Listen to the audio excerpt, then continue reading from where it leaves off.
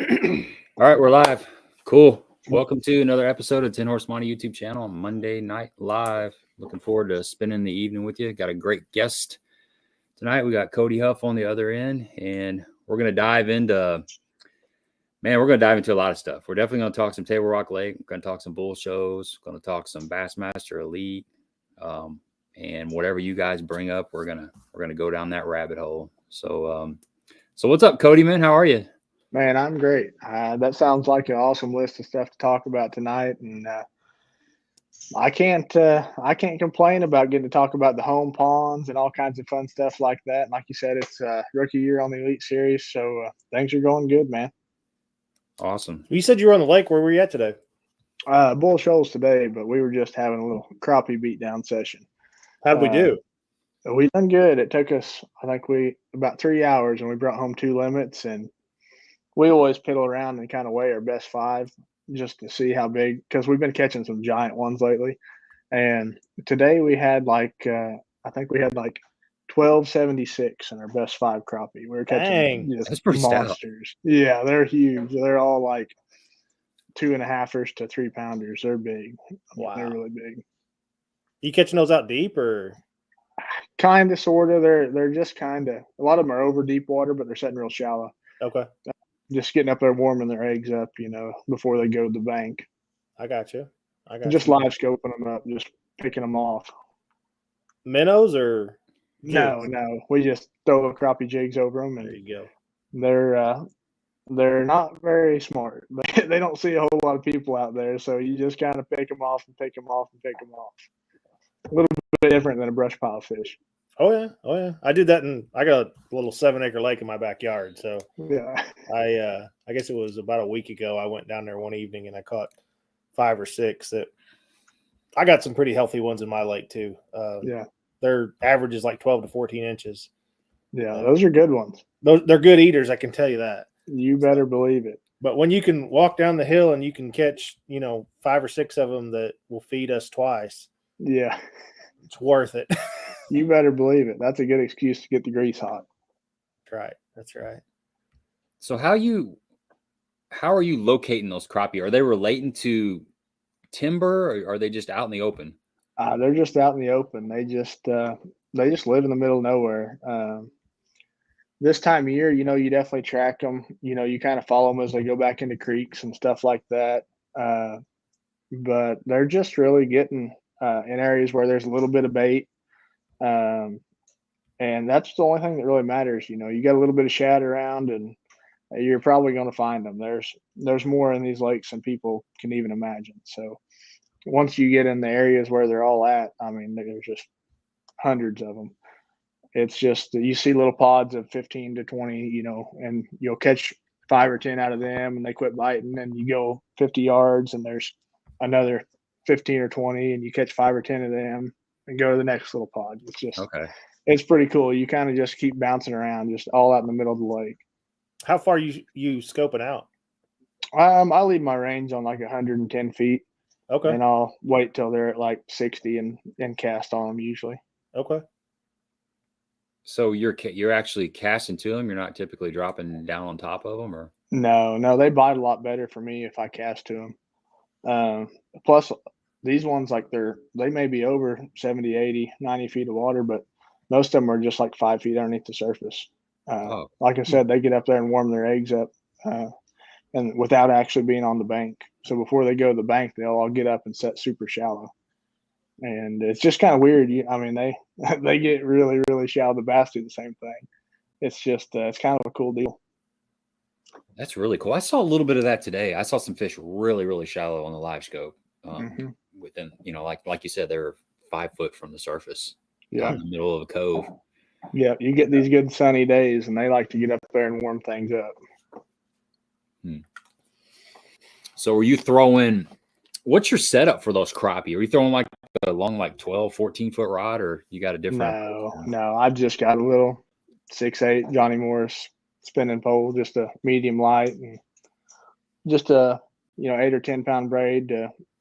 Usually an 8-pound leader, so I can just go ahead and boat flip those big ones and not have to mess with them.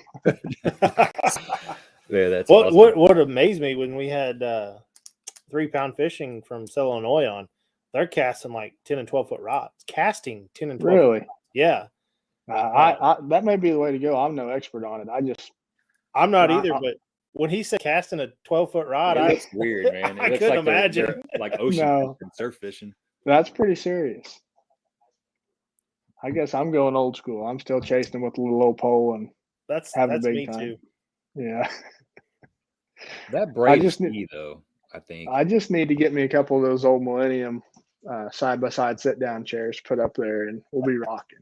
I've got a 2002 Ranger 520, and when I bought it, it was set up for crappie fishing, and that's exactly what they had up on the front. They had this little setup built with dual chairs, and it fits rub rail to rub rail, or on the inside of the front of the boat, and it's set up. I saved it. I still got it out there because I figured, well, if I get really old and I can't stand up and cast anymore, I gotta fall back. We'll be both sitting up there. Yeah, we'll be side by side, just drinking a beer and catching crappie. That's right. That's right. I don't blame you. I will own one. I've been telling my buddies, you just wait. You're gonna see me out there, see that old rat boat, and then you're gonna see two guys sitting down like 90-year-old men up there just having a big time. You put your minnow bucket right between you, and you both have Garmin LiveScopes up there, and you can. 2 turrets. We have talked about it. We have talked about putting an extra turret up there just for fun, even for bass fishing. I mean, you just wait. It won't be long. The first co-angler is going to bring his own little battery box and his own little turret and throw it over the back in one of these Toyotas or something, and it's going to be hilarious. Yep, little DeWalt 20-volt lithium battery and real portable. Now, do you have your setup on a turret? Or are you no. You on the trolling motor? Yep, I'm just on the trolling motor shaft. I don't like the whole turret deal. I'm not saying it doesn't work, because I'm sure it does. I've been doing it for so long on the shaft. That's just what I'm used to. I look around so much as I'm just going down the bank, just as I'm fishing, that I couldn't imagine trying to mess with 2-foot pedals. That's me. I'd end up stumbling in the lake. I promise you that. Yeah. Yeah. But you're saying you're seeing them crappie out at 100 to 110 feet away? Yeah, I run the 16-incher though. I've got the 1800 series. Okay. So I've got a little bit bigger screen to play with, but I run mine out really, really far. I like to see them coming so you can kind of sneak up on them. And you know how if you're running your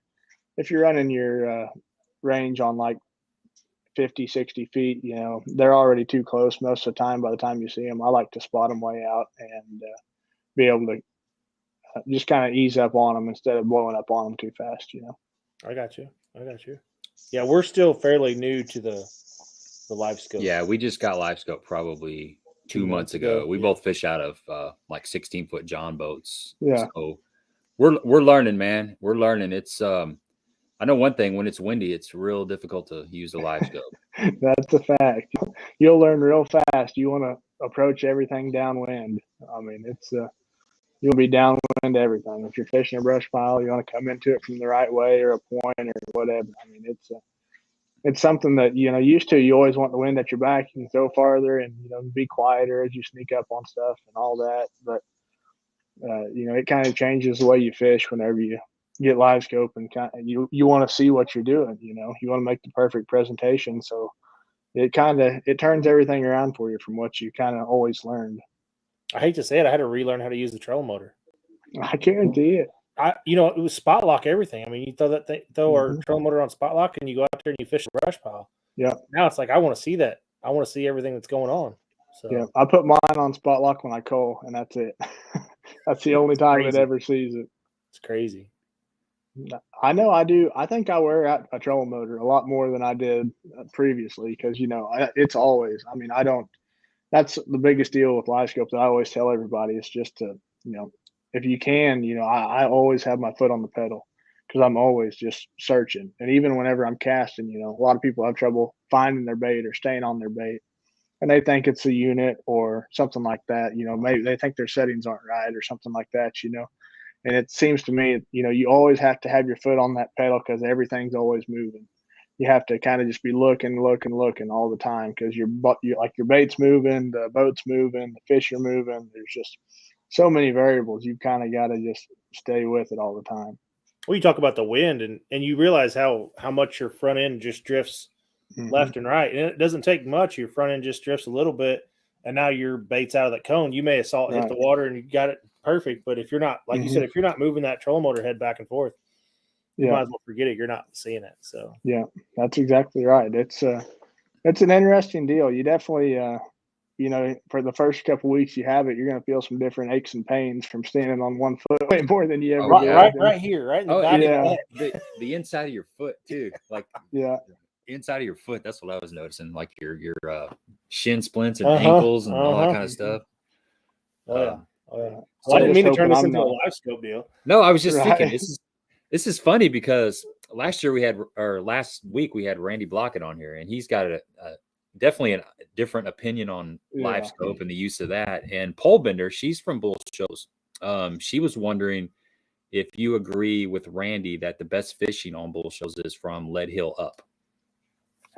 No, I mean that the entire lake is incredible. I mean, you can win out of any section of that place anytime. You know, I do think that there's certain times of the year where certain sections get better, and there may be like a month or two out of the year that maybe that area gets better. But I really think that, you know, the Clearwater area of Bull Shoals, like from honestly Lead Hill to the dam, you know, like this time of year, that's where people win. I mean, that's where the healthiest fish are. It's kind of crazy, but it seems like when we have a really cold winter like we had this year, a lot of the bait fish will migrate out of that river. And once you get to about Lead Hill down, that's where they kind of stop. Once the lake starts getting a little bit wider and it gets a little bit deeper, that's kind of where they stop for the winter. So honestly, wintertime to early spring, I think it's better from Lead Hill towards the other dam. But, you know, as it progresses into the summer and stuff, you know, that line of good fishing, I think, kind of moves up with the cold water. It's interesting how those shad migrate like that. When I was with Dell, I told you right before we went on live, I fished with Dell Colvin. It was probably, it was the end of February, and the deep bite was starting to kind of go away a little bit. He'd been on it pretty hard for several months, but he was talking about, he had several waypoints on his graphs that were color coded: spring, summer, fall, winter. And he was talking about how these shad in one of the creek arms we were in, they almost always congregate in a certain little area every winter. He's like, it's like clockwork, you know. He was just talking about how he's like, you see all these waypoints? And I said, yeah, I see how they're color coded. Yes. He's like, this is where I look at in the winter, and the shad will always get in these little areas. So is that, it's kind of like, sounds like what you're talking about with the Lead Hill deal. They kind of go so far and they kind of hang out in a certain area. That's exactly right. It seems to be like that in every creek has a couple of those little places. I call them wintering holes. You know, it's like there's a little hole or a little drop, or just some reason they like that area, and that's kind of where they'll stop, you know. And there's years that, like, I think not this winter, but the winter before, you know, a lot of the lake froze, you know, and it got so cold that those shad even went out, you know, so deep that all the bass actually left them. And they have to go deep for that to happen. But, like, you know, they were going 90, 100 plus, and you kind of noticed all the bass coming back to the bank. But it's pretty crazy how much they migrate. Whenever I've took before and put in, you know, all the way up at like the Power Site Dam and just look for shad just to see how far they really migrate in the dead of winter. And I've done it twice, and I have never saw an actual good group of shad, you know, all the way from Power Site to about Elbow, you know, which is right by Lead Hill, you know, when in the dead of winter. It's like they all just leave. I don't think all the fish leave, you know, they eat crawdads, bluegill, whatever. But the shad migrate like crazy on these lakes around here. Yeah, that's just interesting how that works. Yeah. What species of shad do you guys have down there? We've got threadfin and gizzards, but the threadfin are pretty much what I'm talking about whenever I'm, you know, talking about catching them deep and all that. Here's a question. Oh, before I ask this question, throw it out there. just to remind everybody, we are going to be doing a giveaway tonight. We got 70 people on here. We're going to try to get up around 100. If we get close to 100, we're going to do our big spring giveaways. It's like loaded up. And if we don't quite hit that, we're still going to do a good solid giveaway. So everybody that's on here watching, share it on the socials and try to get 100 people on here, and we'll do a bang up giveaway. It's a good one too, guys. For people that are new on here, the way the giveaway works is sometime during the stream, we are going to make a reference to Sasquatch. And whenever you hear that keyword, guess a number between 1 and 200. Cody has already given us his number. Got it written down right here. So keep your ears peeled for the secret word. And Stephanie has a question. She says, what electronics do you use other than LiveScope? Other than LiveScope, I've got a Garmin 16 that I use for LiveScope up front, and then I've got a 10-incher underneath that I use for my 2D sonar and my mapping. And then at the back, I've got 2 12s that I use for my side scan, down scan, and then mapping and sonar. But you know, a person doesn't need all that if they're just fishing for fun. You know, I just justify it because it's what I do for a living. So it's definitely you don't have to have all that to catch fish. I mean, sometimes you don't even need a graph to catch fish, but that's just that's what works really great for me. And you know, if you're a serious tournament angler, that's definitely what I recommend, because I mean they've definitely stepped things up when it comes to, you know, their down scan, side scan technologies to go with everything else. I mean, it's about the perfect system in my opinion. You're running all Garmin's then? Yeah, run all Garmin's. Yeah, when I was with Dell, it's funny. He's got a 12-inch graph. We have 1022s. Yeah. And his graph just looks so much bigger than mine. And I asked him, I said, is that a 15 or 16? He's like, no, it's a 12. He said, I wish I had a 16. I said, well, I wish I had a 12. So I think if they had a 20-inch graph, you know, people would buy a 20-inch graph. 100%. Yeah, it's one of those things that a lot of times, you know, it doesn't make a crazy amount of difference, but once you've seen it, you really, really want it. You know, it's kind of, once you've seen it, you can't go back. Once you see it, a 12 or 16, you're like, oh gosh, you know, I've got to have that. But that's the deal. If you have a 10, I don't suggest looking at a 12 or you're going to spend some more money. I know, man. I know. It's only 2 inches, but gosh, it's so much more real estate there. Yeah. It's not late night yet, so we can make some comments on your 2 inches, but we're going to keep those ourselves. This is a family program.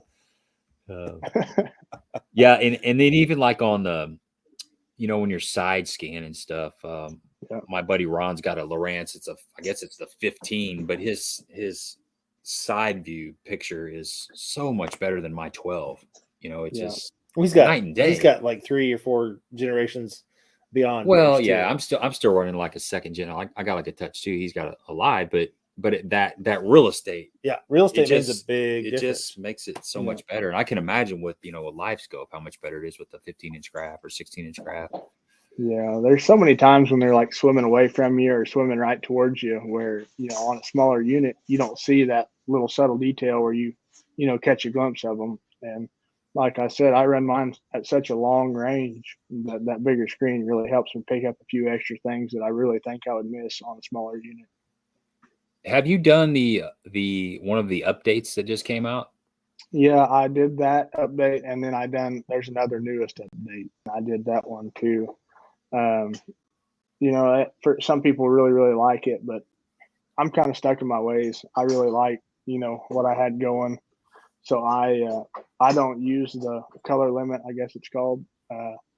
I haven't messed with it a whole lot. I played with it some, and I didn't realize I wasn't getting, you know, I wasn't able to see any better than I was before. So I just went ahead and updated it again, and I just leave it on 0, and because I was so happy with the picture I was getting before. Yeah. What kind of settings do you have? Do you know kind of roughly how you got your stuff set up?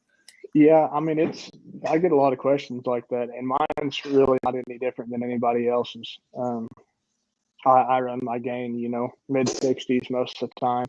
Blue palette, I think I can see stuff a lot better on the blue palette. the biggest thing for me is just having your transducer tilted up enough that you can see your bait hit the water. As long as you can see your bait splash, it's a big deal, you know, because I have a lot of people, you know, come to me. I can't see my jerk bait. I can't find my bait. And, you know, if you put your trolling motor down and you have your transducer in the water, you reach down there and you turn your gain all the way up. If your entire screen doesn't go fuzzy, you're not using your transducer to its full potential. So if you turn that gain all the way up and click your transducer up a tilt, and it's even with the top of the water, that you're seeing, you're getting your full potential out of your transducer. So then you can turn your gain back down low, to your mid 60s, and I can watch a spook walk on mine. We were just talking about that last week, weren't we? Yeah. Soak Up had mentioned it on something. He was on Hellabass's. That's right. He was on Hellabass's talking about clicking that up a notch. But he didn't want to mention it. Like, he avoided that subject completely. But so on your transducer, you clicking like level is here, and then you're just clicking it up one. It depends what side of the shaft you have your transducer on. So mine's on the right side of my shaft, which is actually technically backwards when it comes to the transducers. So what the transducer is made to work on either side. Mm-hmm. So with mine being on the right side of the shaft, mine is actually completely like it's usually like this, but mine is actually completely parallel with the shaft, straight up. And whenever it's like that, I see the waves crashing. I see my little crappie jig splash every time I throw out there. Oh, wow. Like throwing an Alabama rig, I can see it out, as far as I can throw it. If I can throw it 110, 120 feet, I can see it. Does that clear up your picture that far away then too? I mean, it makes it where you know exactly where it hits. And if you know where it hits, it's a lot easier to track your bait as it goes down. Okay. We need to definitely mess with that. I haven't messed with it because I think mine's on the right hand side too, because my propeller's on the inside of the boat. Mm-hmm. Yeah, it would be on the right hand side. When it's stowed, so it would be on the right hand side because it's up on top. So you already have that little bend in it in your cord anyway, with it being how they recommend to set it up. Mm-hmm. But if you kick it up, I guess you're up a couple notches, and you're not just up there. I'm up like three notches or 4. Yeah. Wow. So your loop is a pretty decent loop in that cord. Yeah, I mean, well, I think the cord goes in, on the closest corner of the transducer there. So I mean, it's not too bad, but it gets the job done. I'll have to try that out. Yeah, I would highly recommend it. That's one thing that I see missed a lot when it comes to using them. They just put them on there and then they never adjust anything. They just expect it to be perfect as soon as you put it on. And little tips and tricks like that are stuff you kind of gotta learn to really use it to its full potential. 100%. That's good stuff right there. Yeah. Are you running the LVS 34 or you still have the 32? In the like the new transducer that's supposed to be coming out? The one that's coming out? No, we're supposed to get ours in April. Okay. Yeah, I don't have it yet. So it's coming. It's supposed to be really, really good, but I haven't got. I've seen what everybody else has seen. You might be able to see the other side of the cove once you get that, because I heard. I hope so. I'm all in. Nice. Yeah. Phil says he's going to spend a week at Table Rock middle of May. What section of the lake do you think will be the best? It'll be fishing good by then. There's going to be fish shallow still, and there's going to be fish really starting to suspend in that timber.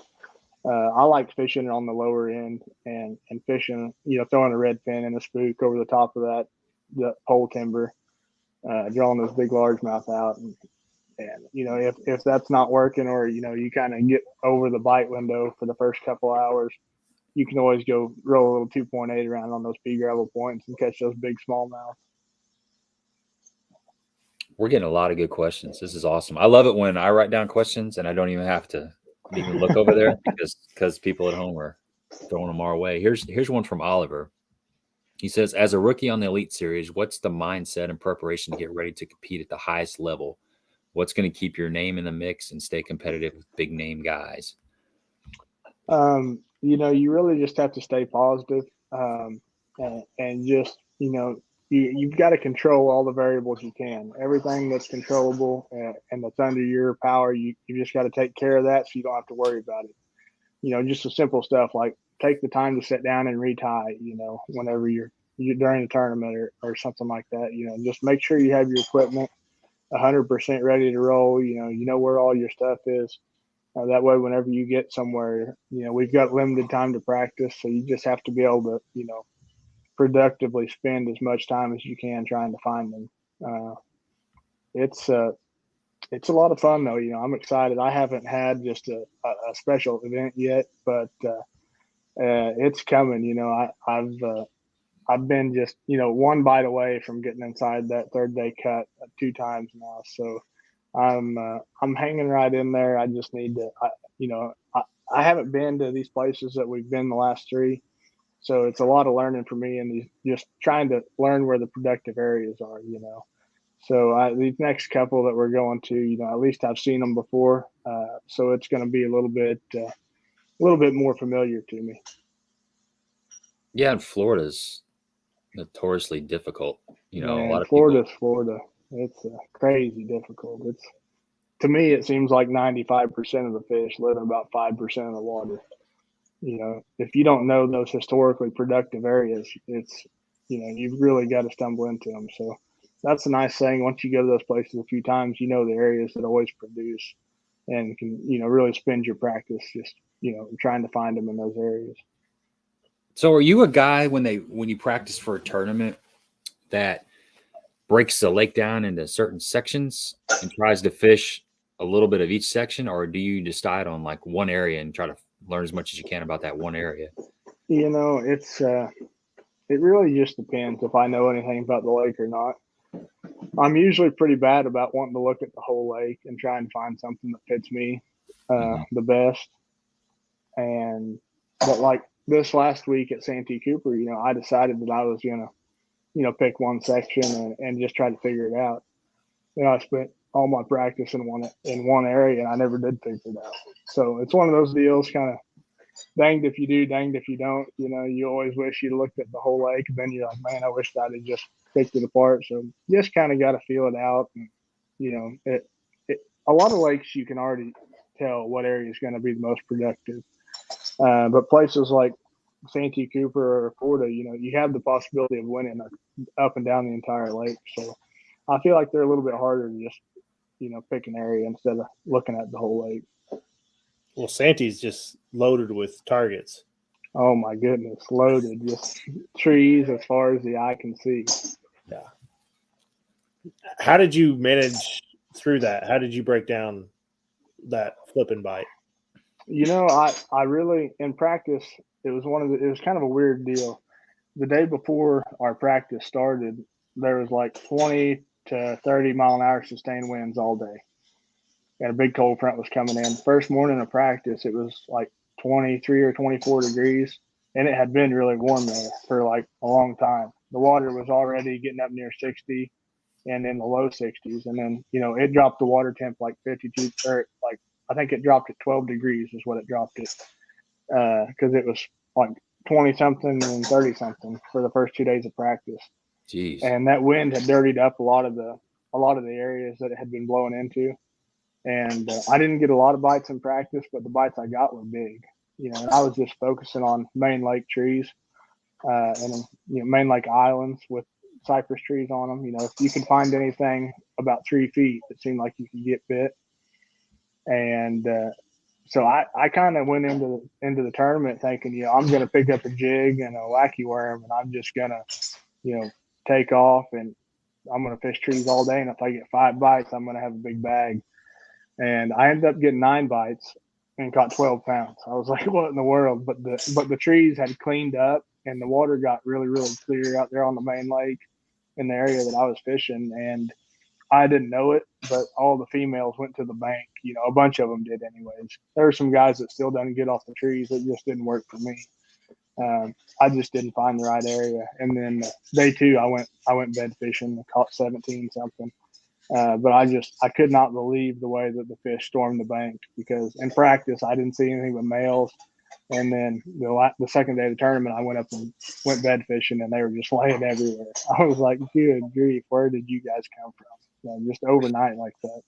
After a hard cold front and everything, they didn't care. They were coming. Well, on a fishery like that, it's so hard to break that down and not just go fishing. Mm-hmm. But you gotta remember that you could be 50 yards away from the winning bag for the entire week.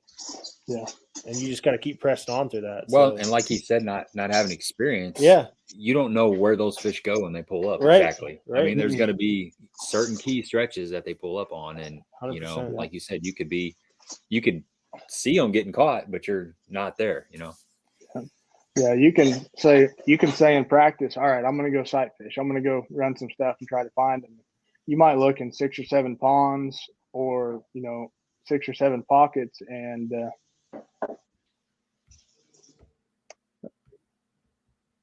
I got kicked off here from you getting a phone call. You're good. You're still got on. Me now. Yep, you didn't go anywhere. You're good. Let me see how I can pull this back up now. We got you perfect. Man. We can still see you on and That's hear funny. They can see me and hear me, but there we go. Yeah. What in the world? No. All right, that's all good. I don't need to see us. You can't see us. You can't see our two beautiful faces. I'm trying. No, I'm trying to get get tech support in the background. I see. So you could always, if you have to, if something happens, you can click Go out, here. like close it out, and then click back on the link, and it'll bring you right back in. That might be. I don't know. I'm sorry. That's a weird Don't deal. do that. I don't know exactly what happened there, but we can keep on keeping on without it. It'd be fine too. Wait. Are you on Well, this? Oh, there we go. She got me going. I'm sorry, guys. I got to bring my wife in. I'm technically special when it comes to running a computer. Hey, that's called that's teamwork right there. Teamwork. Yeah. you put a Garmin in front of you and you're good to go, but put a computer in front of you and That's right, man. I just turn that Garmin on and go. I just take off of that thing. This computer doesn't work the same.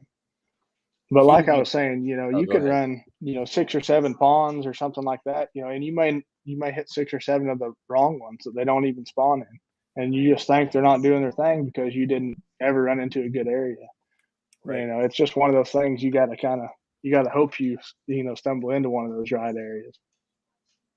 So on a typical Elite Series tournament, how far in advance are you preparing? I mean, I'm sure you do a lot of Google Earth stuff, and you're probably, watching YouTube and just looking at any kind of notes and information you can gather up. You're definitely doing that. When do you start making that preparation for a tournament?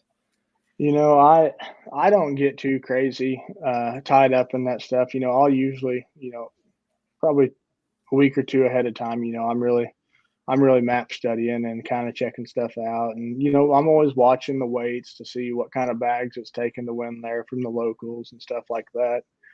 In the springtime, I really pay a lot of attention to the water levels because it really makes, it's always such a big difference. Like we're about to go to Chickamauga here next week.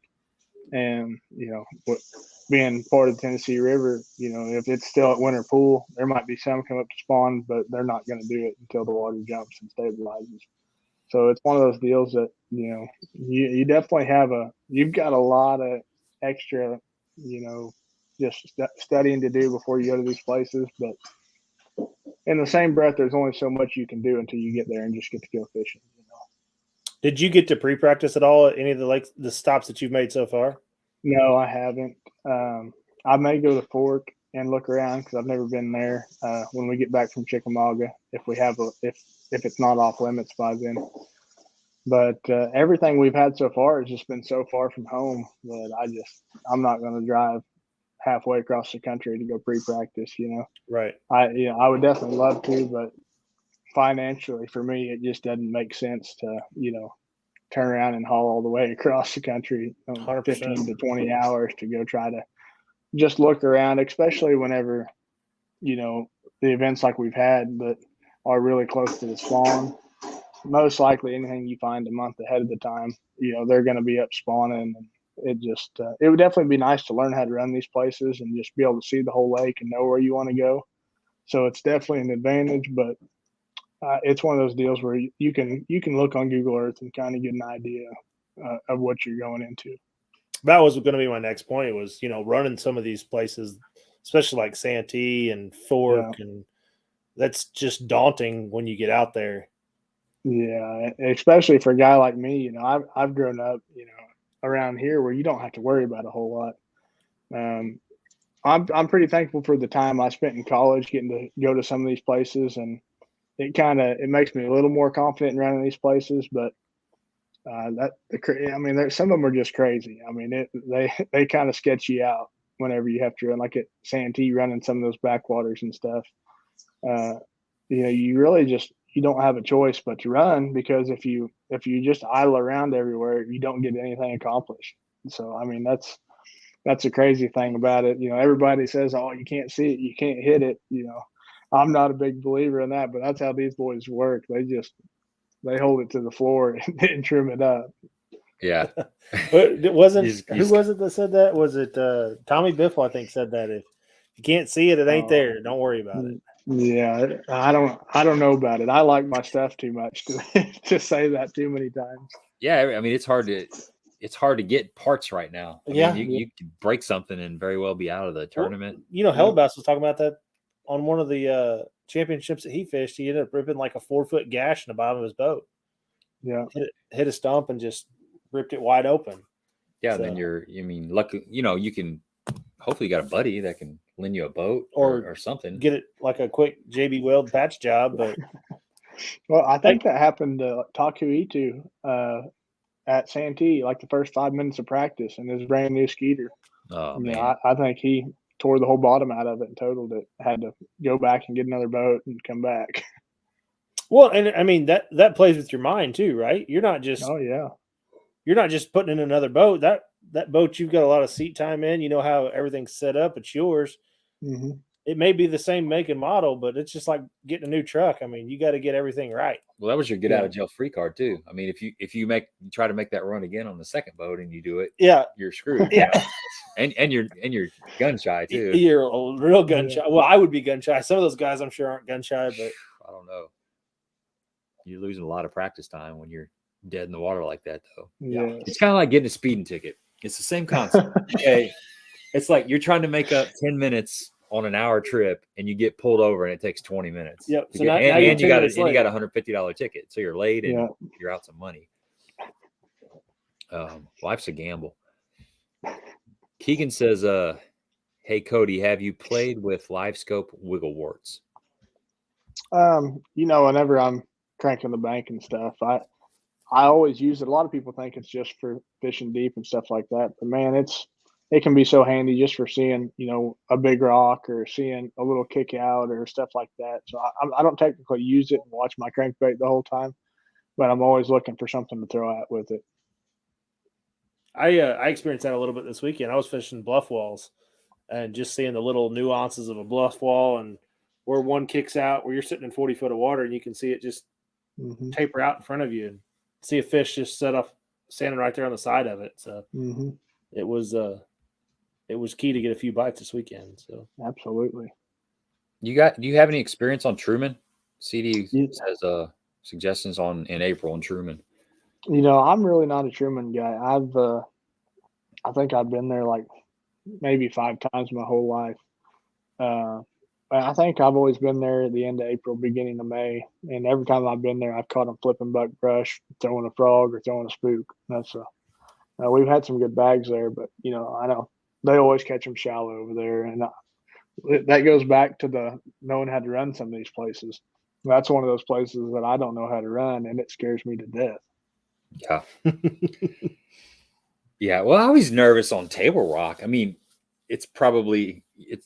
you're perfectly comfortable there, but the first time you go to Table Rock and you see a lot of those bluff walls, they got the standing timber that's just right underneath the water. I mean, as long as you run the main channel, you're fine. And I tell you what, I fished with Pete Winters there 2 years ago. I drew him in a BFL, and you talk about somebody has local knowledge and cutting those points right on the bank. Yeah. scary. I Really? was scared. I mean, everybody else is going way around these long points, and he's Yeah. just shooting the gap. He knows right Oh, where wow. to go. Wow. But Yeah, you have a buck right to helmet? be hanging on. yes. That's I about just- how I do too.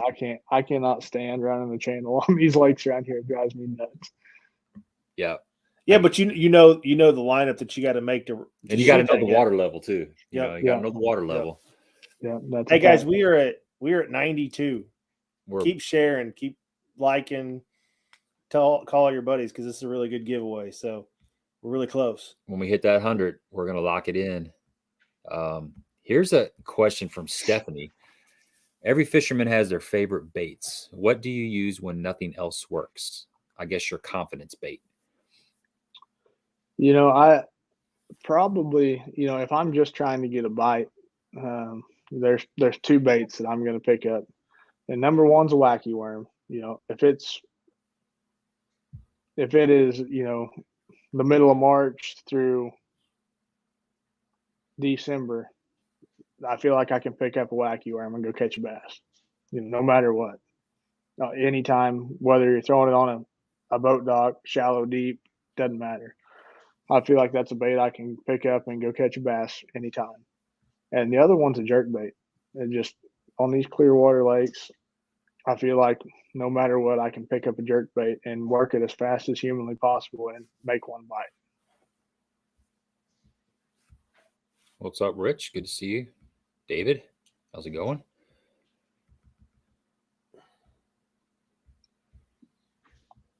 Let's see. Best color for table rock. That's a general question, isn't it? I mean, do Yeah. they favor the black and blues or the green pumpkins? I'm a big green pumpkin or smoke guy, probably. Smoke. Yeah.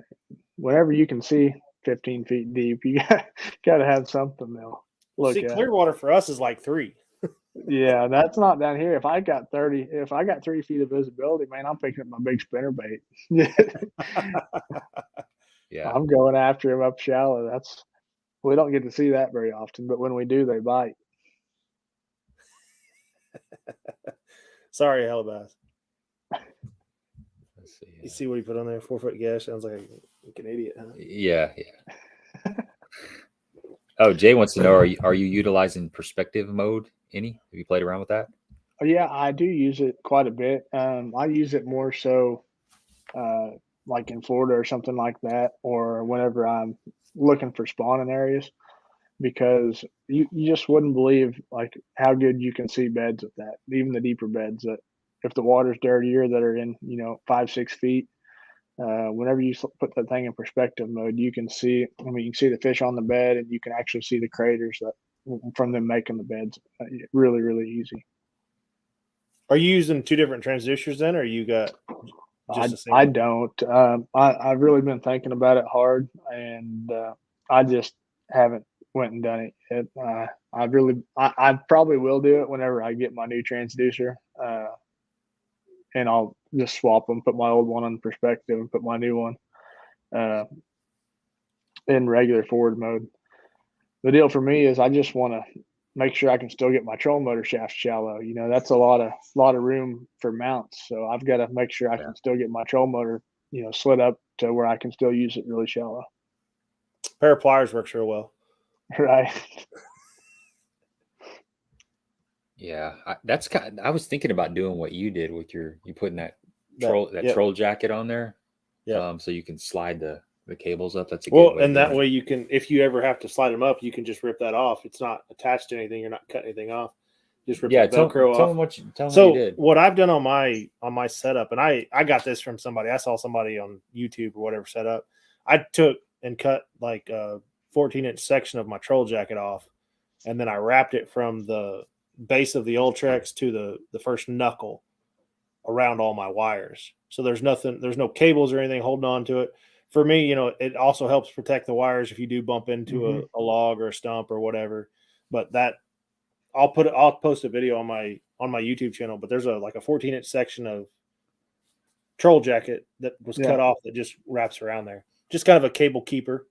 Yeah, I've got something that's real similar to that too. I don't even know if it has a name, but every year when they rig my boat up at Bass Pro, they put one on, and it slides over the shafts. And like you said, it's got a little channel where the LiveScope transducer runs through it. So, if you do smash into anything, it's not it doesn't tear your transducer. Is yours hard plastic or is yours? Yeah, it's really hard. Okay. It like snaps on there. Yeah, I know what you're talking about. Okay. Yeah. See, mine's just that neoprene wrap. Oh, I see. From a TH Marine troll jacket. I can't get that out. That's a lot of T's. Yeah. But it was something quick and easy because I had that much slack when I ran all my wires and put that troll jacket on. I had extra length of it. So I was like, I'll just cut it off and wrap it around there. Heck yeah, I don't blame you. I'm just an old redneck from Southeast Missouri, so whatever works. Absolutely. Here's another. Oliver's got some good questions here. And this is a question that pertains to everybody. When fishing a tournament on a familiar body of water, do you tend to fish past history, or do you turn away from past success and focus on new cover and new parts of the lake? I do pay a lot of attention to past history. On these places that I've been a bunch, I pay attention to good past history. I don't remember, a lot of times I don't pay attention to, maybe I got one bite somewhere or something like that. But I really like fishing familiar areas of the lake whenever I'm, fishing tournaments and stuff like that. Maybe if I have something, a day just to go mess around, I'll go look at some areas I don't look at as often. But I definitely pay attention. I try to learn something every time I go. And, I feel like when it comes to fishing, I can remember about anything. But whenever it comes to what my wife told me to do, I seem to forget stuff pretty easy. So I always keep the stuff I learn, in the back of my mind. And, if I'm running down the lake, I might try something new. But most generally, I'm going to do what I know what's going to work. Do you fish a certain part of Bull Shoals more than the rest? Man, I fish the whole thing. I really do. Yeah, I fish from one end to the other. Honestly, it's all just it's one of those deals that it changes throughout the year, and it changes with the water levels. That's such a big thing, on Bull Shoals is our water levels change constantly. I mean, it's jumping. It can jump 30 feet, in a couple of days, and it's just. It's something that's the best part about it, though. It changes so much. People don't ever win off, one place or one area. If they can't adjust, they don't usually catch them. Here's a would you rather type question from Keegan. What lake would you guys rather fish? Stockton Lake or Dardanelle? What do you think, Cody? Have you fished either one of them? I fished Stockton a few times. I would probably rather fish there just because it's a little more like the stuff I'm used to. But I've only been to Dardanelle once or twice, but it's always fun. I fished Dardanelle in college, and Dardanelle was fun. That was a good time. That suits my style of fishing, dirty, shallow water. So yeah, if you like to run sketchy stuff and swim your jig through some shallow, nasty stuff, that's the place to be. That's exactly right. And hang on. It's nothing like on the final day of the tournament with about an hour to go and hooking into about a 10, 15-pound drum, which you thought was the winning fish. That was because it was dirty, nasty water, and all we saw was a white flash, and we just knew we had it won. That's awful. I wouldn't wish that on anybody. No. It's a heartbreaker. Well, I told you I was over local lake last weekend or 2 weekends ago, I guess now. And I was live scoping. I'm still, learning everything, throwing that jerkbait out there, watching that jerkbait. And I'd been on this fish for 10 or 15 minutes. It's like sight fishing, basically. You don't fish on a bed. And I'll be dang if it wasn't about a 15-pound drum. Yeah. And it just smoked my jerkbait. I finally got it in front of him and just crushed it. So that's about right. I was out yesterday and, saw some big lone, single fish. And I was like, oh, that's probably a big bass. And throw that jerkbait over there and they just go nuts on it. And like a 4-pound white bass. I ended up catching 5 or 6 of them. It's like, what are they doing out here all by themselves? Well, at least you didn't work that fish for a little bit. He went nuts on it right away. Right. I've been watching this fish swimming out of standing timber for a long time, and it's like, well, it's got to be a bass because I can't catch up with him. But sure enough, I'm trying to learn. That's the thing I've been trying to really learn on identifying fish on the LiveScope. Like yesterday, I was fishing out at Kincaid, and I was just idling this long tapering point, and I saw some crappie, and I saw some fish kind of scattered around them that were bigger, and I wasn't quite sure what they were. So, I dropped a little waypoint on there, and then I put the trolling motor down, and I was kind of live scoping them, checking them out. And I'm like, I can't quite, they look like bass. They were just groups of 2 or 3. The crappie was probably 20 or 30 of them. They're kind of stacked up and spread out a little bit, but then there was just some fish kind of scattered around there, and I couldn't get them. I put on a 5-inch swim bait with like a 1/2 ounce head, and I was kind of slow rolling it through there. Couldn't get them to bite. I threw a jig out there, couldn't get them to bite, and I picked up a blade bait, just a 1/2 ounce blade bait, and sure enough, boom! I set the hook. It was a crappie. It wasn't a 2.5 pound crappie like what you've been catching. It was a little, 11 incher. But I'm like, okay, that makes sense. I saw crappie. I had a good idea that those were crappie. And then I make a couple more casts, set the hook again. It was a white bass. This was probably, maybe a pound white bass. So I'm thinking, well, I still think I'm seeing bigger fish down there than that one, because that's not that much bigger than a crappie. So then I set the hook again, and it was about a good solid 2 pound white bass. It was fat. It looked like it was spawn. So I'm pretty sure those were white bass, but they looked like largemouth to me because they were just a lot bigger than the crappie. Right. So I'm trying to figure all that out. Man, there's a lot to it. Like you'll start to notice the different kind of fish you see. How hard of a return you get. How bright they are. Those bass really pop well, and they have a good solid color to them. You'll notice, like, when you see, gar or carp or catfish, like the catfish, you can really tell because, like, it's really dull, and you can tell there's nothing hard that's bouncing off of. You just see the really, really dull return.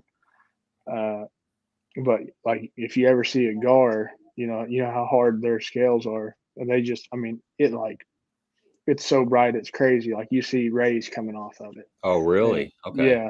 Yeah. It's kind of cool. You'll kind of get used to noticing the difference in return on each species of fish. So when you're seeing those fish out there at 100, what do they look like on you're not seeing an outline of a fish at 100, I'm guessing. No, you can't really tell. You can't really tell that it, like, the exact species when they're that far. But a lot of times, if it is a bass, you can see the fish that's there. And a lot of times you're not going to get, like, if it's a carp or if it's a catfish or something, you're not going to get a bright enough return off of it to really see it.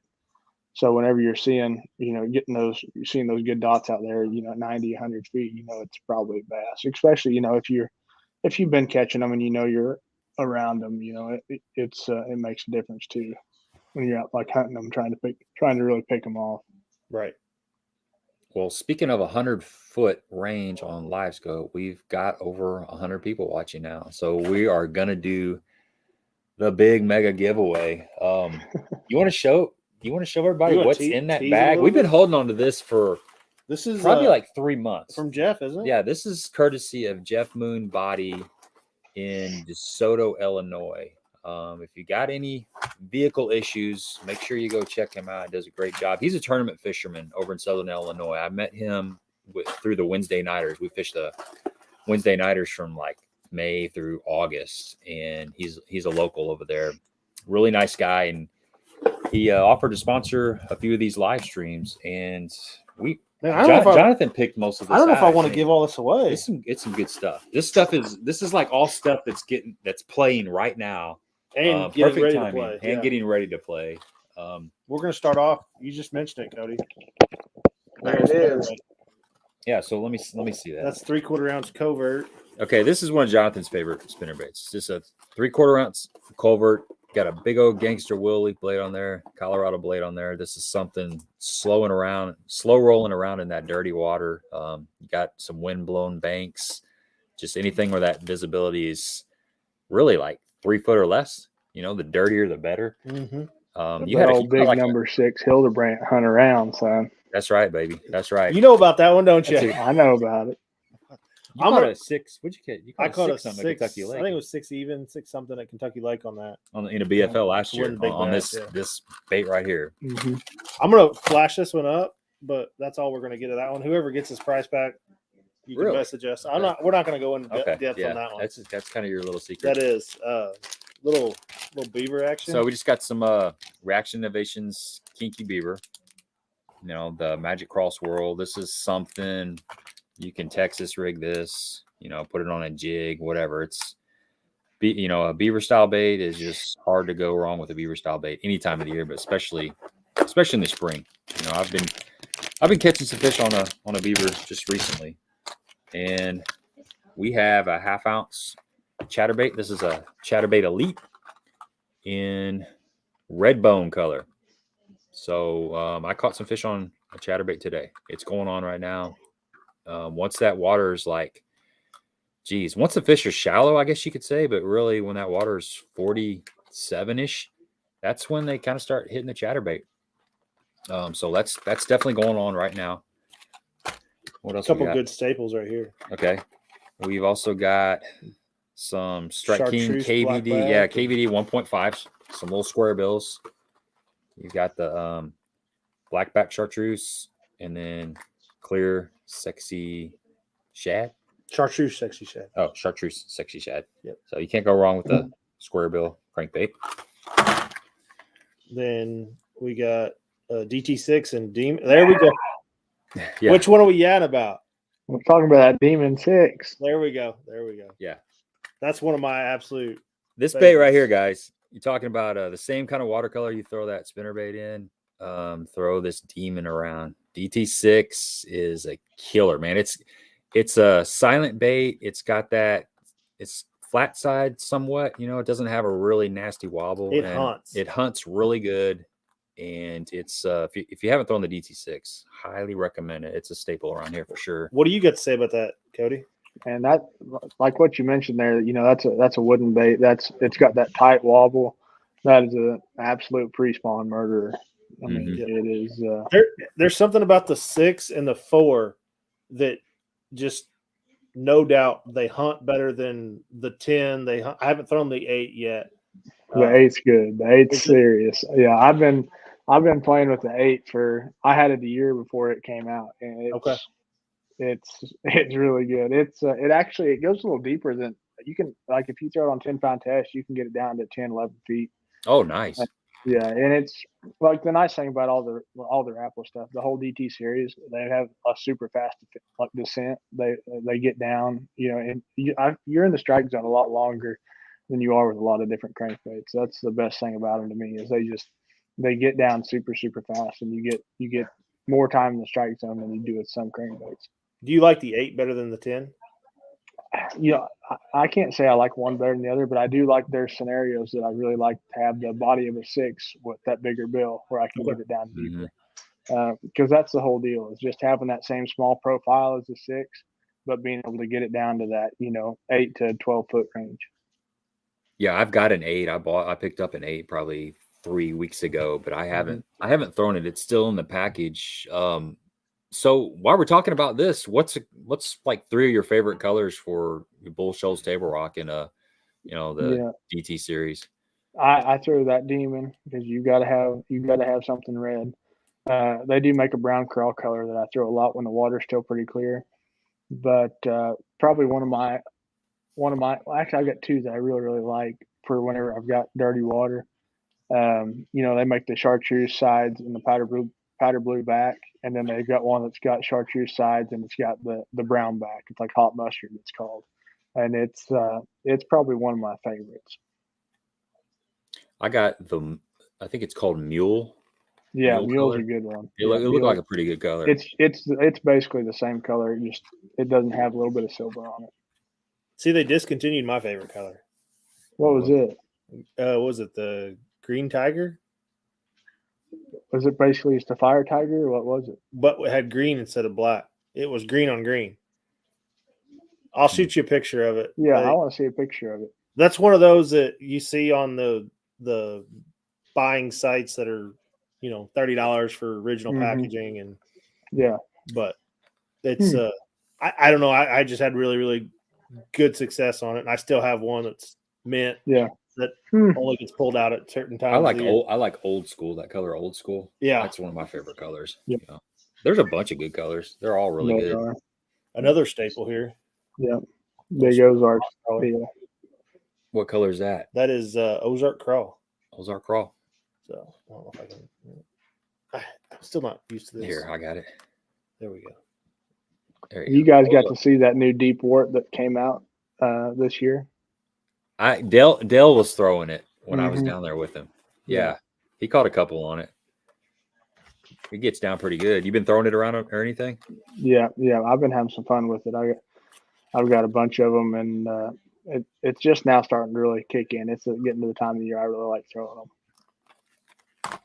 And then a couple things that just essentials that you got to have this time of the year. Okay, yeah. So some spike it markers. I think that's orange and chartreuse. Orange and chartreuse. Probably, I'm not going to say the only two colors, but these are definitely essential colors. Crawfish, orange pinchers. I mean, most of the time you catch a crawfish, like that last eighth inch of his pinchers is going to have like a little bit of orange on them, or a little bit of blue or chartreuse or something. Bluegill, they've always got some chartreuse in them. This adds scent and it adds a little bit of contrast. So these are something you definitely want to have in the boat. And then some bobber stops for pegging, your soft plastics. I always slide a bobber stop up on my line, regardless if I'm going to peg my weight or not. That way I've got the option. We fish a lot of grass around here, and I tend to leave some slack in my weight when I'm fishing around grass. I like some freedom in the weight, but I'll slide that bobber stop up a couple inches above the weight. But if I'm going to start flipping laydowns and stuff, then I'll peg it. So you've got, put a bobber stop on there. You got a lot of options. It also protects your knot too. So if say you're flipping a soft plastics and you tie a jig on there, leave that bobber stop on and slide it down to your knot, and it kind of protects that knot a little bit. So these are multi-purpose. I use them for all kinds of applications. So that's the giveaway, folks. Oh, and we got a little Crocagator Kool-Aid cup. Koozie cup, yeah. So and there's another secret package of stuff that we can't show, but that's the giveaway, folks. So we're going to be giving that away here before too long. I can't believe you even put that in there. It's a lot of good stuff. There's a lot of good stuff. Well, thanks for sitting along with us on that. Give us a little insight on that DT8. Absolutely. And that, what'd you say, hot mustard? Yeah, hot mustard. I'm gonna have to look that one up. Tony says, anybody on the elites that has helped you settle in? Man, they've all been really, really great. I've got a big kick out of Swindle and Paul and Nick. They've been really, really good to me. I've had the pleasure, like staying around Gerald at a campground or two, and he's just always entertaining. He's hilarious, man. I was down at I've mentioned this before on the stream, but I fished the Toyota Owners Tournament a couple different times, and I think it was 2 years ago. It was on Pickwick. It was on Table Rock last year, but the year before it was on Pickwick. And I was just kind of hanging out watching Swindle interact with people. And, everybody's coming up to him, and he's just like, he's on point, like just nonstop. He's just, cutting up. He's always quick and witty. And so that's cool. You've friended him or befriended him. Right. You don't have too bad guys you're following along with though either. No, Swindle. No, that's the thing. Like, I mean, I don't go hang out with them all the time or anything like that, but they're always nice. They're always there to help if you need anything. And that's how it is with all those guys pretty much. Everybody, they're just normal guys that love to all do the same thing that we all love to do. So are you traveling? You're not traveling with those two guys, are you? No. I've actually been lucky enough. My wife's got to go with me to the first three. So we've just kind of been going and staying, just the two of us. She's not going to go to the next one. So I'm going to stay with another one of the rookies this year. His name's Jacob Fouts. We actually went to college at the same time on opposite sides of Tennessee from each other. That's cool. Awesome. Yeah. Are you guys camping then? Or are you guys? No, he actually lives up there on Chickamauga, so we're going to stay at his house. Oh, that's even better. Yeah, absolutely. Here you go. Somebody's bragging about a 27.6 bag. What's your biggest bag on Bull Shoals, Cody? That'd be 28. No, and not in a tournament. I've caught bigger. I've caught bigger than that fun fishing, but the biggest in a tournament was almost 27, 26 something. But we've had a couple special days where we've had one day we had 29, one day we had like 31. But it was just crazy, scary, all the stars line type deals. That's on Bull Shoals. Yeah, just don't hardly ever happen. Cow. So were those all largemouth? I would imagine. Oh yeah, big giant ones. I would say it doesn't matter what lake you're on. You catch the dirty 30 and they're giant largemouth. Yes, giants. But that's just a crazy thing that'll probably never happen again. But we're always going to be slinging for it. We've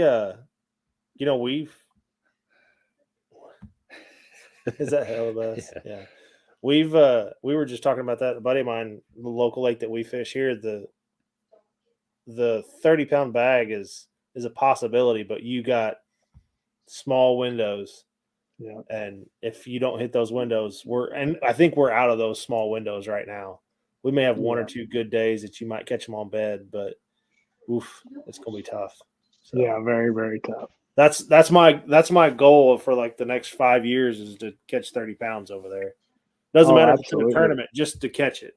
Right. So, yeah, it's not an easy task, no matter where you go. No. 20, 25, that's okay, but you put that 3 up there, and that's oof. That changes things. Especially in the area of the country that we live. I mean, if you're on the coast, Texas, California, it's a little more common. Florida, it's like you said, 30 pounds is 30 pounds, man. I mean, it's a sack. Heck, I'd be happy with 30 pounds in 2 days. Shoot, I was just trying to catch 15 today. I was just trying to catch a bass today. It was tough, man. I was going to ask you about this. So I went over to the local lake and I was bound and determined to get on a chatterbait bite. There was a big tournament over there yesterday and it got hammered pretty hard. A lot of people caught them on moving baits. And I caught some fish, not a lot, but I caught, some fish, but I had these bites, man. Like I would cast up and I would turn the handle like twice and then slam and I set nothing. And I think this happened 3 times. Couldn't see the fish. The water visibility was about 1.5 feet. And I was throwing like just a kind of a spot remover colored chatterbait, jackhammer, white swim bait on the back. And I was like, I can't figure out why they're just slamming it and letting it go. And then a little bit later, right towards the end of the day, I was fishing back in this little cut and it was about 2 foot visibility. I threw up there right on the bank and I'm slow rolling it back and I'm kind of popping it through this grass. And I see it was a really long fish. It was well over 5 pounds. I saw it grab the chatterbait and kind of turn and I set into it and the chatterbait just came out. So it seemed like that fish was actually, instead of him coming and sucking it in, it seemed like they were just grabbing it, like, like locking it in their lips. And as soon as I would set the hook, it would pull out. If that's happening to you, what are you doing? What kind of adjustment are you going to make on that? I don't know. That's crazy. That's kind of a crazy deal. That's frustrating. That's just one of those things that if it happens, it happens, in my opinion. I'm just going to keep rolling. I might try swimming a jig or something, or maybe something to try to, get hooked up or something crazy. But there's just days where they'll flat out hit it with their mouths closed. Like I see it all the time with topwater and stuff like that. You'll see them jump completely out of the water and never even attempt to eat it. They're just mad. Yeah, it was. You've had that happen with frogs, right? Where they just completely. Oh yeah, frog. They definitely do with frog. There's no doubt about it. But these fish were they were. You a couple cranks and then bam, and you set and it's just air. It's not a rock. It's not a stump. It's just, I'm just fishing grass. And Right. I don't know, but I was thinking about that on the way home. I was like, I think maybe a swim jig. Maybe I should have tried a swim jig. Yeah. Just a little bit more subtler, because they've been seeing a lot of spinnerbaits and a lot of chatterbaits. So that swim jig might have been the way to go. And next time I'll just have to make that change. Hard to say. Fish are crazy. And I probably could have flipped a soft plastics in those areas and probably maybe caught them, but I had it in my head I was going to keep moving and covering water. All right, I've been looking at this comment for a little bit. It says he's been awful busy doing boat ramp yoga. I got to know what boat ramp yoga is. Oh man, that's good stuff. That's either a co-angler of mine from the past, or somebody I've took out on a fishing trip. I'm bad about having some fun. You know, you call your guy, man. You know, you call your co-angler for the next day in Toyota or something. They're all fired up. Man, you know, what time should I meet you? Where are we going to be? This or that. All right, dude. Well, I'm probably going to get to the ramp at 2 or 3 in the morning. You know, get all stretched out, do a little yoga. You know, get all prepped for my day, this and that. You know, just to mess with them. And most times, all right, man, I'll be there. You know, just tell me when or where. And I'm like, all right, man, I'm just messing with you. We'll show up about 6. You know. But like, I'll bring my mat. I'll meet you there. I'll bring my mat. Yeah. What time do we start? Yeah. Got to get all prepped for the day. Yeah. It's not a bad idea to do some stretching. I don't know about yoga and blocking the boat ramp when you got 100 boats trying to get there. We got to wait for Cody. He's down there doing his yoga. Yeah, I'm out on all that. It's probably just me trying to lighten the mood. Oh Lord. That's one thing about it. Somebody goes with me. We're going to have fun. We might not catch them, but we're going to have a good time. We'll laugh and we're going to cut up. Man, that's what it's all about. It's all about having fun. Yeah. We don't get these days back. Yeah. Here's a question about Rick Clunn. I was going to ask you how you met Rick and the backstory on Rick. Man, like this year, he's helped me a ton. I've tried to get there, you know, to all of these events, you know, a day early. And, you know, he'll load me up in the truck and we'll just go drive around the entire lake, and he'll show me all the ramps that you can put in at. And, you know, just, he's got the crazy memory. He'll tell you all the areas that he knows have been productive in the past and stuff like that. So I couldn't imagine this year without him out there, because he really helped a bunch and just kind of helped me, you know, just understand these places that I haven't been to before. Is he just got story after story after story?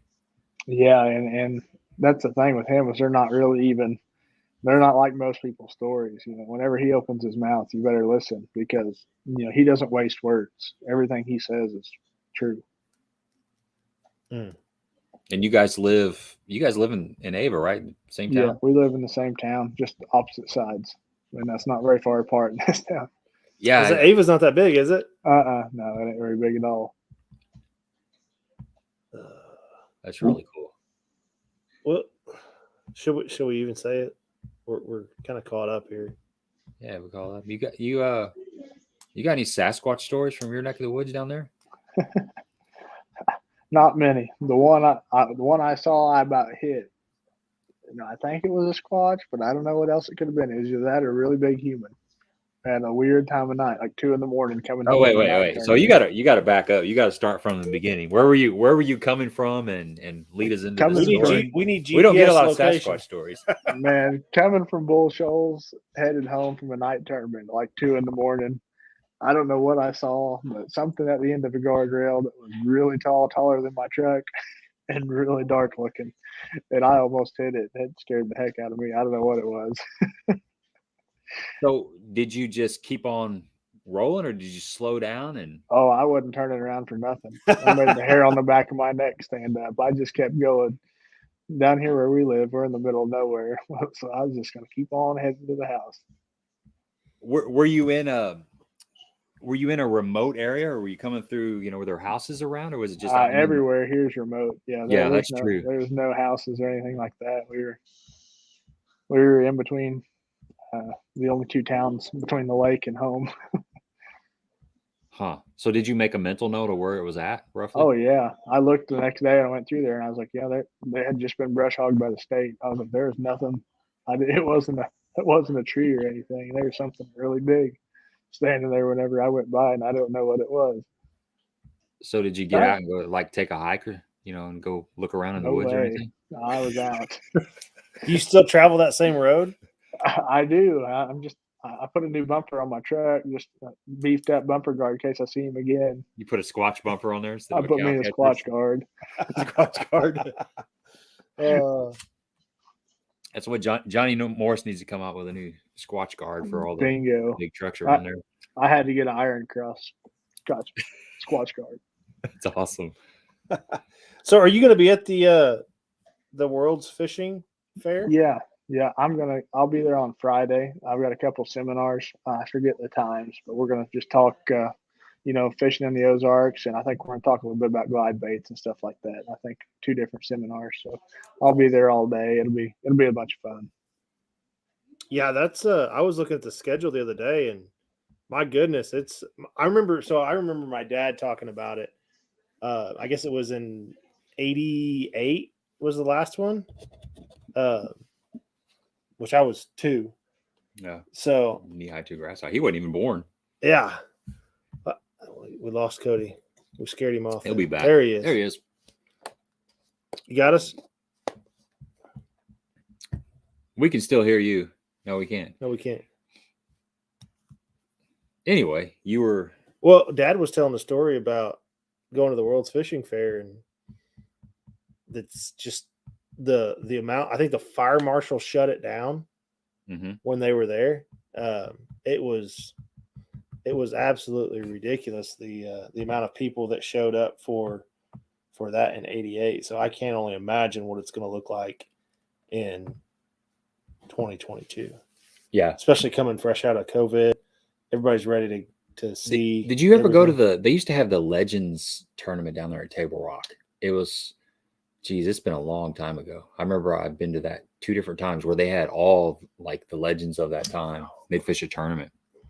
It was similar to what this is. It was really cool. I mean, it's definitely going to be fun. We got a winner, by the way, guys. Do we have a winner? We do. And I got distracted here talking about stuff, and it's way up here. Okay. So, got a spec scroll and see who won. There it is. That was random. Martin Conati. Martin Conati. Congratulations, man. You won a good package. Yeah, you did. Really good package. So hit me up on Facebook or Instagram. So Gabe Montgomery Fishing, 10 Horse Monty on Facebook, and then 10 Horse Monty 6 on Instagram, and we will definitely get that package out to you. Probably we'll try to get it this week. That's a new winner, isn't it? He's Cody just sent me a text. He said his computer shut off and he's on his way back on here. So get some more questions on here while he's gone, and we'll stay on here for a little bit longer and get all that taken care of. Just got to find the bottom here. Yeah, I sent all the giveaways that were kind of backed up. I had 3 that were backed up for a couple of weeks. I got all that stuff out this week. So actually, what is today? Today's Monday, obviously. Last week. It's Monday Night Live. Yeah, it is Monday Night Live. I got it all out last week. So you guys should be getting all your stuff here really soon. Cody's back on. There he is. There we go. What's up, brother? I'm telling you, I told you. You just got to bear with me when it comes to these dang computers. I thought Sasquatch heard you call his name and he snuck in the back door. And that could have been what happened. It happens. No, we were. I don't know how much you heard of that, but talking about the World's Fishing Fair, I remember Dad was down there, and I guess it was 88, and the fire marshal shut it down. So that's nuts. No, I mean, I'm excited for it to get started. I think it starts on Wednesday. I mean, it's going to be amazing. I can't wait for it to get started because there's just so much going on. There's going to be all kinds of deals there's going to be a lot of stuff for people to buy. Everybody loves that. From the best I can understand, for every seminar we do, all the stuff that we're going to be talking about, they're going to have it right there. If people want to buy it, they're going to have it. Everything we talk about is going to be set in there. And they're going to make it really easy and really fun for people. We're going to have all kinds of family activities. I mean, it's going to be a blast. For sure. Polebender's got a question here. If Cody was targeting big bass on the bull, where would he start and with what?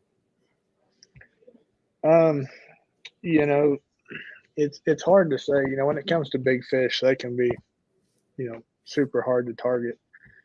You know, a lot of times, like right now, coming up on the spawn, I'm gonna, you know, concentrate on the deep water areas that are really, really close to spawning areas. You know, like a bluff end that's right next to a short pocket or something like that.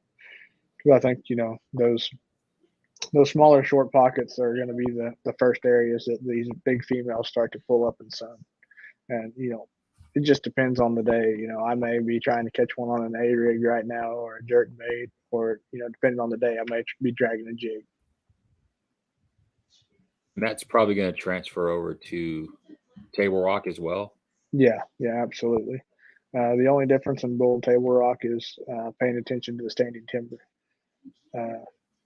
That seems like one of the biggest deals to, you know, learning where the largemouth live on table rock is really paying attention to where the standing timber is. Here's a question from Hunter. He says he's got a college tournament on April 9th at Table Rock. Any suggestions on how to get ready for it? You know, that tournament, it's going to be one shallow. It's going to be, what is today? Today's the 28th. You know, they're not all going to be up there, you know, but I think the big ones are really going to be starting to cruise. And you're going to see a lot of the bait fish moving to the bank, and you're just going to need to try to find an area that's got a lot of life, a lot of bait fish.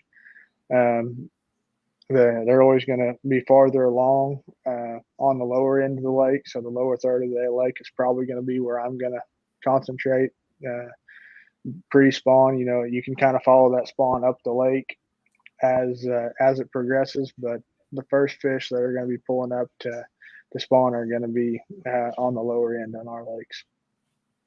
So there's 2 BFLs next week on Table Rock. What do you think's going to be going on? Is it too early for those smallmouth to be up there looking around, or what's the water temps and stuff going on down there? It's around 50 about everywhere you go. 50 okay. to 54 at the warmest. But mostly you're going to see the 50 to 52-ish. I think we're going to get quite a bit of rain here. Looks like tomorrow and the next day, I think. Actually, yeah, I think Wednesday is when the rain's going to come in. If we get what they're saying, we're going to get an inch or two of rain. You know, there's going to be some guys smash them shallow off, some runoff and stuff like that. But if we don't get the rain, I think it's going to be a brush pile and catching, you know, fish out of shad type of deal. But it's going to take big weights either way. I think it's going to take 20 pounds to win every day. This weekend, 2 of my buddies won at Table Rock with 24. Nice. Yeah. So they're biting. They have been biting. It'll be a fun event. Both of them will be. Well, cool. That means I got to catch. I'll be fishing out the back of the boat. So yeah, you got to catch like 13, 15 14. or 16 or 17 or 20. 20 will be a good bet. What would you be throwing out of the back of the boat? I would get a 2.8 Kitech, and I'd put that thing on a quarter ounce head or heavier, and throw that thing up there and reel it back. Really? Just keep it in your hand? I would throw the heck out of it, depending on where you go. You know, as long as you're in the lower end, I'd throw that in a dang shaky head and hang on. You know how it is when you're fishing as a co-angler. You just got to get bites. Right. That's right. You got to get bites. A lot of those guys won't catch a limit, so you got to do everything in your power to, you know, get that. What are you putting on a shaky head? What kind of bait are you putting on a shaky head? You know, just any kind of, you know, trick worm, or I like in the springtime, I'm real bad about putting like a 4.5 inch quiver worm. You know, it's a small worm by Missile. Mm-hmm. You know how they are in the springtime. They like a little bitty small bait, or I'll even put on like a baby destroyer, which is similar to like a little baby brush hog. And those really small baits, you know, for some reason they really, really like to eat them when they start to come up and cruise around a little bit. That's a good bait, that little baby destroyer. That baby destroyer is a deal. Yeah. It's a good little bait. And it's got that nice little bulky body, but it's still really finessey. It's I'm a big fan. I throw the heck out of them. Yeah, it was like 2 years ago. I was throwing that on a Carolina rig quite a bit, and had pretty good success with it. I guarantee you, a guy can put it on a Carolina rig at Table Rock next week and catch them too. Yeah, I bet in that next one you might be throwing a little bit of stupid tube. I will if we're in the dirty water.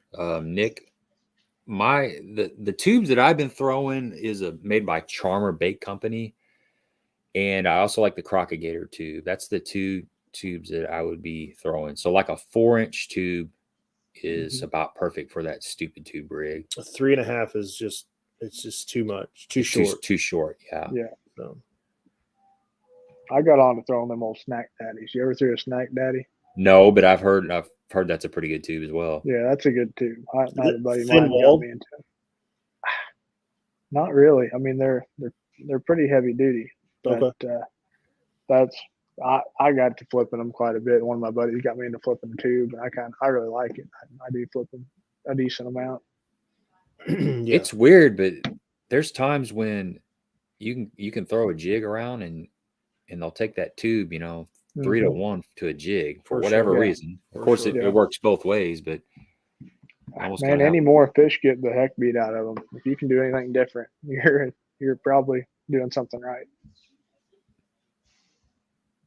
What do you know about a Jewel jolt? Oh, I know about that jolt, man. I grew up right here up the road from Jewel. I spent a lot of nights on these lakes throwing that thing around all night long. We're getting into the time of year now where if a guy likes the night fish, I love to go through that thing before they spawn and they start to get up on the bank. And you can take that old jolt and crash their heads in. So is that a short arm spinnerbait, or what exactly is that? Yeah, it's a nighttime spinnerbait. It's a short arm nighttime spinnerbait. It's got one big Colorado blade on it. It's bigger than most, and it's real deal for whenever it comes to catching them at night, catching them during the night. Are they night fishing right now?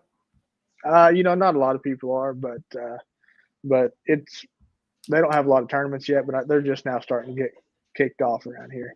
I got you.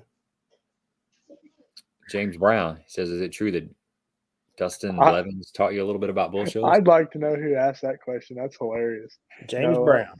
Old Dustin wouldn't teach nobody anything. I'm buddies with him, but he wouldn't teach anybody anything. Is he tight-lipped?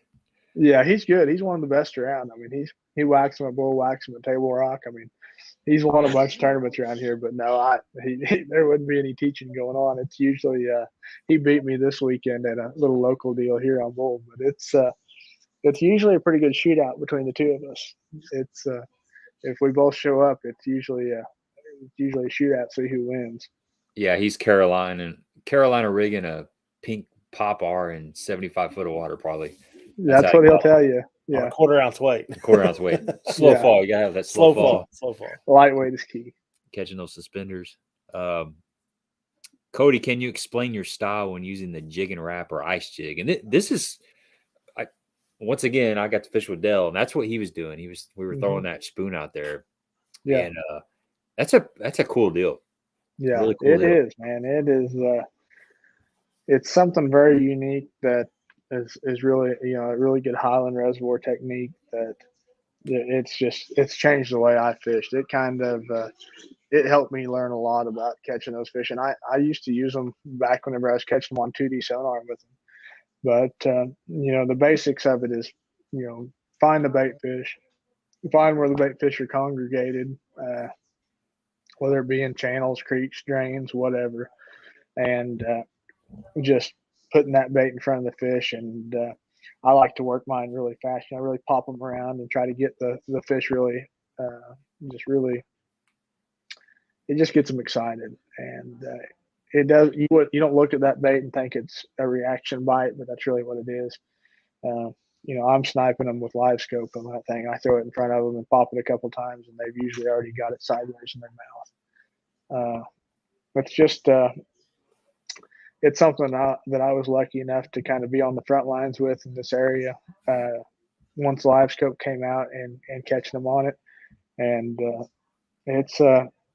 it's a technique that catches the heck out of them, and it'll continue to catch the heck out of them for a long time. I was amazed at how much it moves. Like when you pop it, it goes.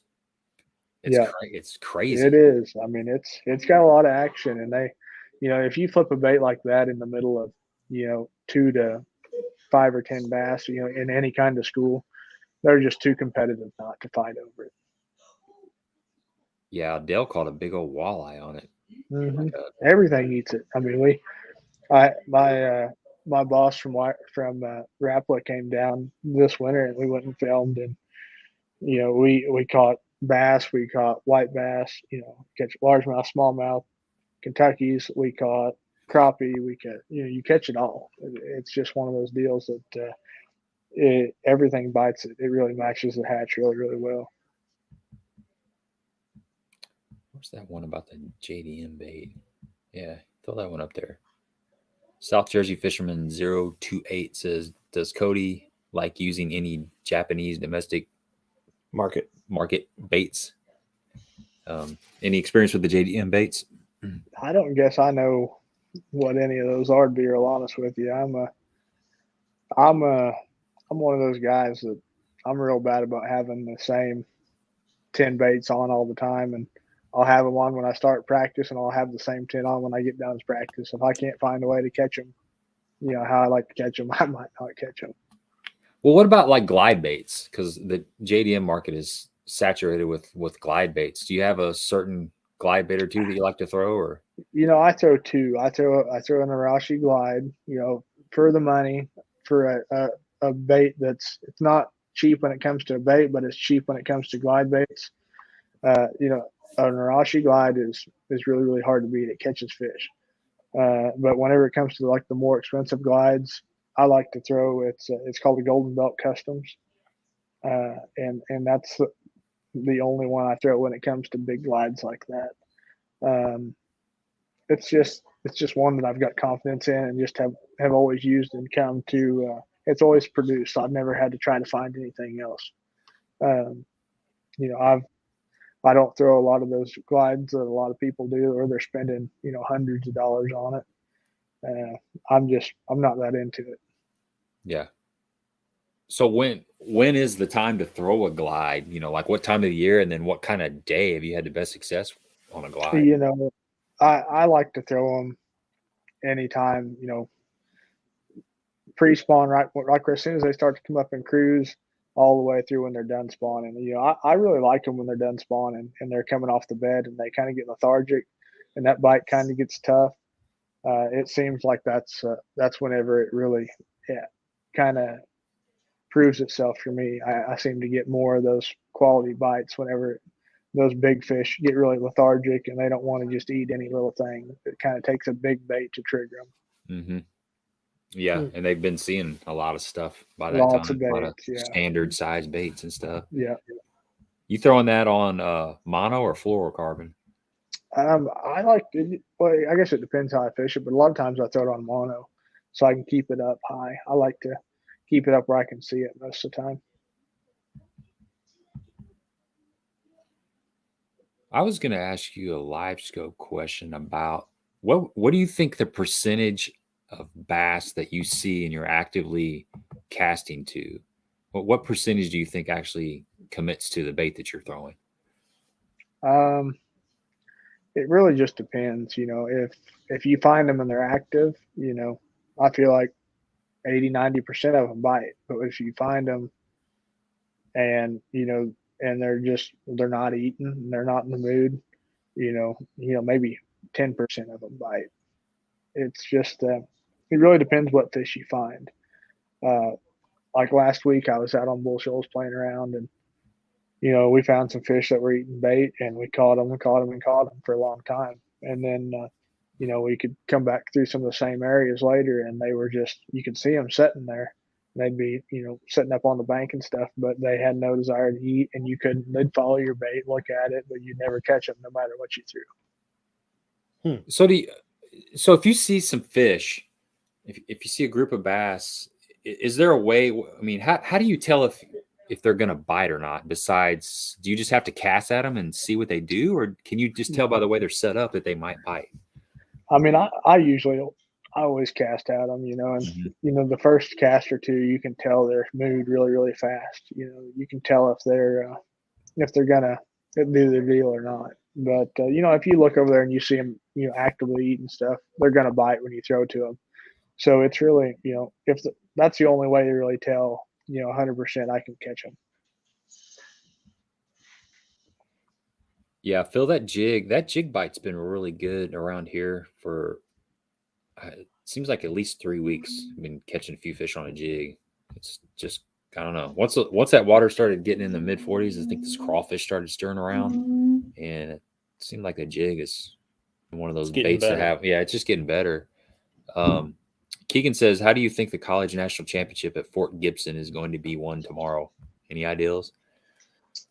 I don't know much about Gibson. I've only been there once. I think it's a really good lake, and from the sounds of things, the water's a little bit high. So, you know how largemouth are. If they've got cover in the water, they want to be shallow. So I can't imagine that there won't be a lot of fish caught shallow. I'm sure somebody will find it. They might still catch some jerkbait and stuff like that, but it's Oklahoma. Something about those fish. They're just bred a little different. They like to live in the dirt. I'm sure somebody will catch them, biffle bug and shallow points, or maybe even catch them up in the bushes. We got a LiveScope fan here. LiveScope doesn't count. I'll tell you what. It's not as easy as you think it is. It's easy. You don't just catch them just because you got it. I'll tell you that right now. It's like the A-rig. You don't just catch it because you're throwing it. I promise. It takes a lot of time on the water, figuring out how to use it, situations to use it in, bait selection. One thing I think the thing that's showed me the most, that I've learned the most in a short amount of time, is how many fish are out there just cruising around, just doing stuff, being fish. How many fish will come up off the bottom? They'll be on the bottom. They'll come up like 5-10 feet for a little bit, and then they'll go back down, and they're just kind of doing this. And then how they're moving, seems like they're moving a lot. That's the thing I noticed right off the bat. I'm like, I had no idea that all this stuff was going on out there when you're just, fishing the bank or just scanning with side scan or down scan, because it's not a live thing. It's not real, but it's crazy. It's almost overwhelming.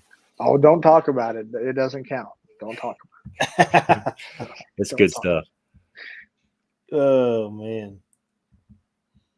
Let's see if we got a few more questions on here. Oh yeah, we have a LiveScope expert on, and then we had last week a guy that just doesn't believe in LiveScope. LiveScope hater. Yeah, big LiveScope hater.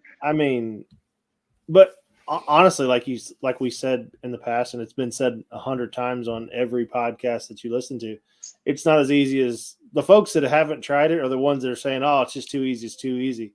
Trust me, you see more than you catch. I promise.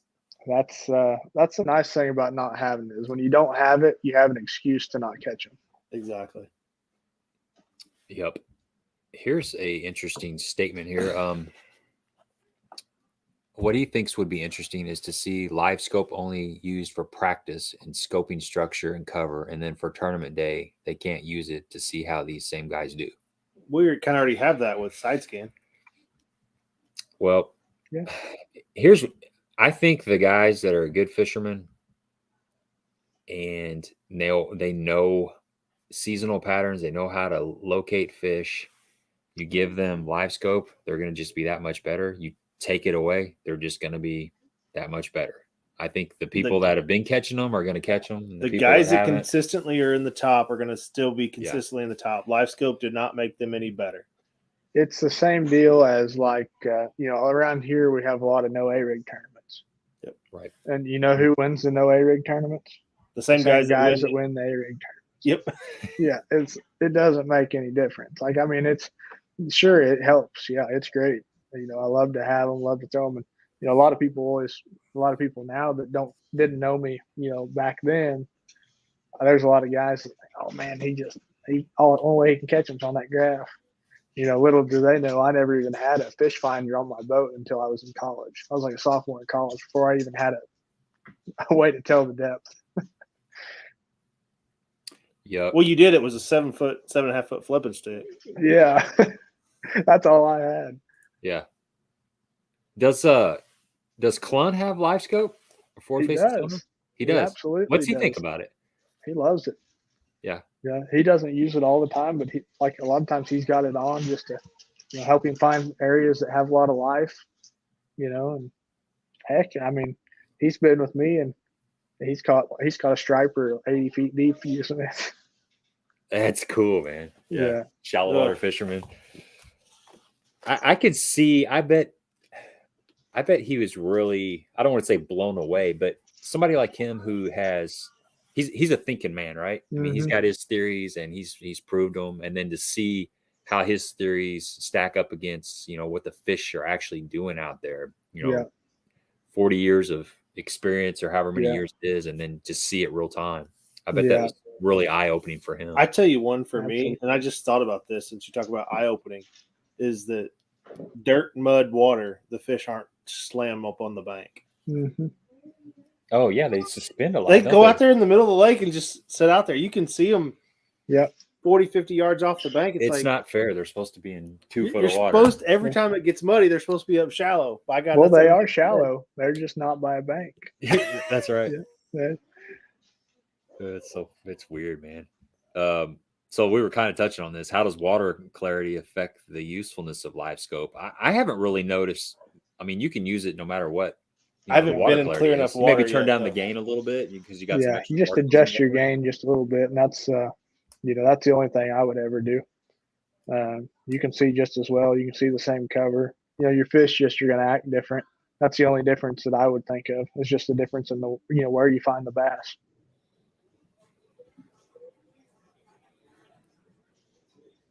Yeah, I don't know. I don't know, Phil. He says, do you think there are many bass on the bed yet? The short strikes I got over the weekend were in about the same depth of water, 6 to 8 feet. I'm not sure. I mean, we've had, you know, we've been having some cold fronts come through. There's been a lot of pressure on that lake. And, you know, I don't know. I don't think, I'm not saying there wasn't a spawning bass up there. I know over at Kincaid, there was a few caught with red tails, even though the water's like 42 or 52, 53 degrees. There's always a few that go up in March on the full moon, but I got enough bites that I'm thinking I probably ran across all the bass that were spawning in that lake if they were all spawning bass. So I don't know. I don't know if it was a pressure thing, if they were just in a funk, but the good thing was I got to see one fish do it. I actually got to see that fish, how he was grabbing the bait. I wish he would have been a 14-inch fish instead of probably a 22-inch fish. It wouldn't have hurt as bad. It wouldn't have hurt as bad, but it was still good to see him. So I don't know what was going on over there. Let's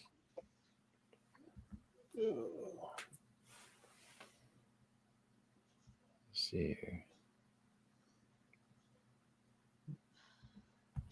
Yeah, guys, Mike was saying guys can get burnt trying to force LiveScope when it's not in play. It's Do you use you probably in springtime, you know, when they're up shallow, do you even turn it on?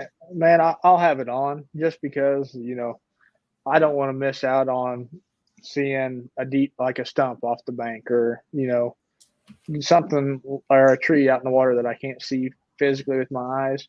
But, you know, most of the time I'm not paying attention to it. You know, I'm usually up there pitching bushes or, you know, frogging or whatever. You know, it's, I don't ever just turn it completely off, but I've had it for so long that I know when to use it and when not to.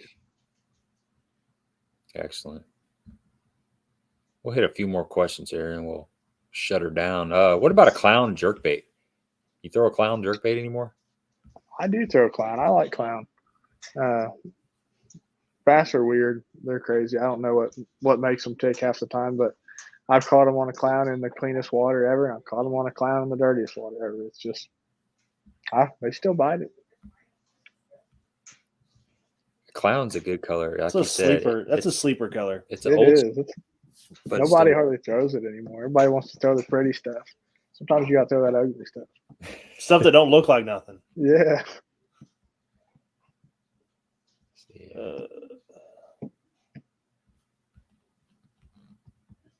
Scan through some of these comments here. Yeah, there you go. The weekend angler. This guy left this sticker on underneath my windshield wiper at the lake today. He sent me a text. He's like, "Hey, I left you something on your windshield wiper." And I drove all the way home. I had no idea that it was on there. And right before I sent the text to, or I sent the link to Cody, I ran outside and looked under my windshield wiper. Sure enough, this was on there. Huh? So that's pretty cool. That's crazy. Appreciate that. Thanks for the sticker, man. Shows how much you pay attention when you're tired and been on the lake all day. Oh yeah, I was just trying to get home. Hell of ass. What do you say? Told you to wrap it up. Oh, he's got Rich is working on a video. I need to work on a video too. I'm heading down to Table Rock, I think Wednesday night. So Lord, it's what are you coming going to work quick. Tuesday? And then you're just I got to work Tuesday and Wednesday. Okay. Yeah. Fair enough. Tuesday and Wednesday. That's enough. 2 days in a week. As soon as I retire, I'm going I already got it all planned out. I'm going 4 days on the water, 3 days doing the things that I have to do. You know, like mow grass. Mow grass, clean the house, that kind of stuff. I got it all planned out. I think it's going to be great. I think I can get everything done in 2. Yeah. Bingo. Yeah. Or maybe if I retire on enough money, I'll just pay somebody to do all that stuff. So, Cody, do you have like a I don't want to say a regular job, but do you have another job besides fishing?